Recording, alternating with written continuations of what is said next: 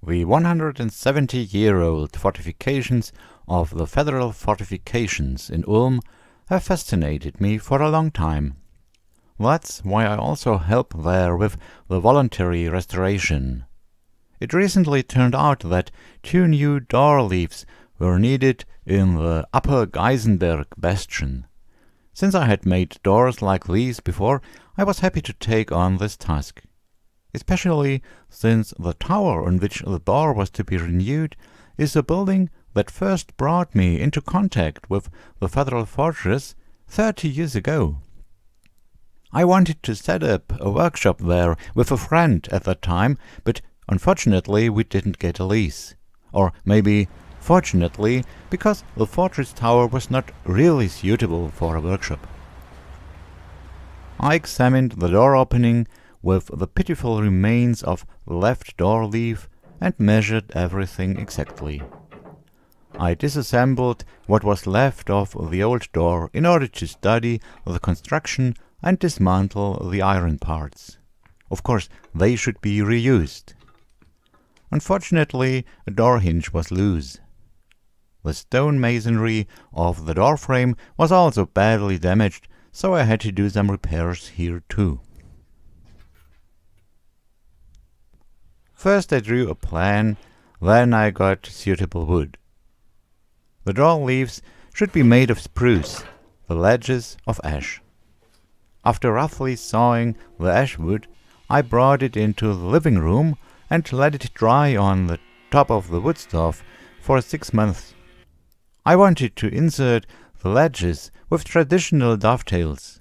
For this, it is important that the ledges do not dry out later and become loose, but rather clamp really well due to moisture absorption. I sawed the ledges at a slight angle on both sides, creating the desired dovetail profile. In order for these cuts to be precise, I set the table saw at a slight angle, which I usually avoid because of the great effort involved. I made the door leaves from 35 mm thick and 25 cm wide spruce planks. It makes sense to join them with tongue and groove, so I grooved all the planks first.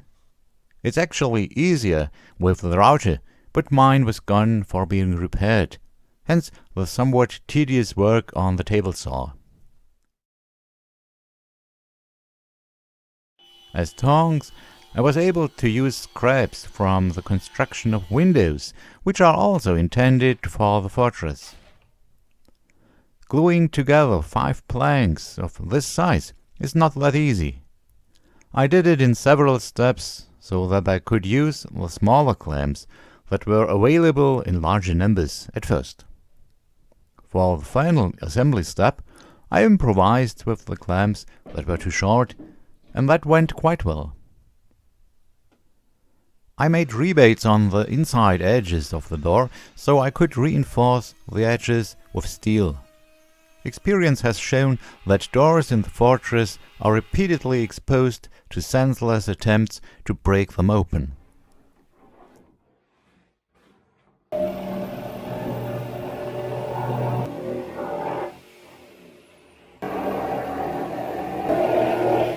Then I had to make the recesses for the ledges. First I saw along both sides with the handheld circular saw.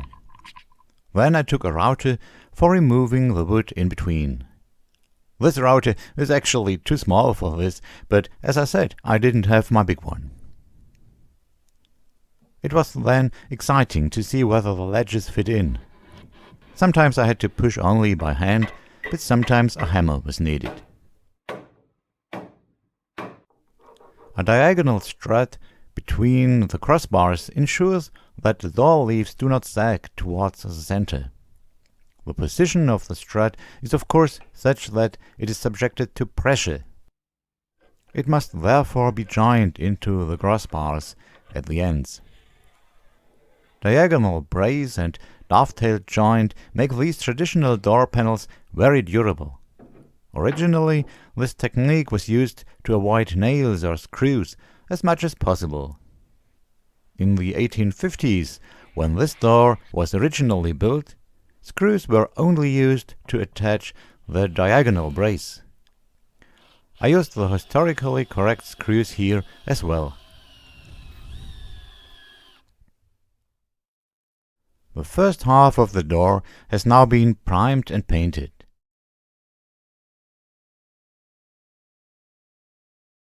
Finally, the historical room number was added. It is casemate number 4. The lock also had to be mounted on this half of the door.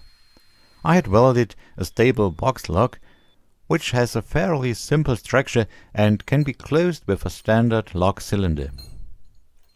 In 1850 there were of course conventional locks, but replicating them is more complex and less secure as a result. Then it was the turn of the second leaf of the door, with a very similar workflow. The difference was that it was on this leaf that a strike plate had to be mounted, because it will be the fixed or inactive leaf of the double door.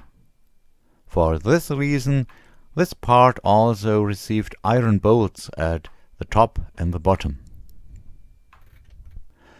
Before installation, the stones in the door frame had to be repaired. I took out the damaged parts deep enough that stone slabs could be inserted. I had made these out of stones that were left over from restorations elsewhere.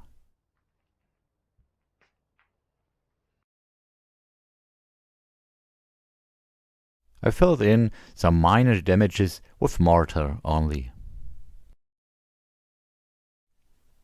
Finally, the day of installation came. With 2 helpers, I loaded the door wings onto a trailer.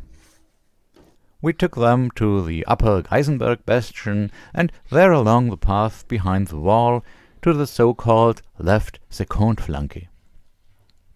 For this transport I had connected 2 wheels with a short axle, which made things much easier. The door leaves were first placed in the right place, wedged and then screwed to the hinges. I already had these for the left side, but I had to make new ones on the right. The first door leaf had to be aligned in such a way that the bolt at the top fits the existing eyelet. The second door leaf then had to be aligned relatively to the first. Unfortunately, when the fortress was built, the hinges on the right and the left were not set at the same height. But that doesn't spoil the overall impression. In the end, everything fitted perfectly and the lock could also be closed without any problems. I only had to make a handle afterwards so that the door can be closed easily. The successful door installation gave me the desire to do more repairs here in the future. The interior of the tower needs a wooden floor again, the window openings should be reduced to loopholes, the fortress toilet can be reconstructed, and much more. But whether such projects can be realized always depends on whether there are enough people willing to take part.